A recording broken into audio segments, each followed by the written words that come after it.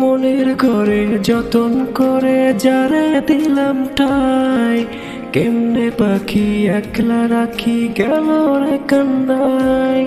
বুকের ভেতর খা খা করে তৃষ্ণায়, আমি যাব মরে আমার জন্য একটু কি হয় না মায়া তার। খোদার কাছে মোনাজাতে বলি বারে বার, কেন সে পানো বন্ধু হইল না আমার। ও চোখের পাতা করছে ব্যথা, শেষে বুঝি পানি, রক্তগুলো টলমল ঝরবে এবার জানি।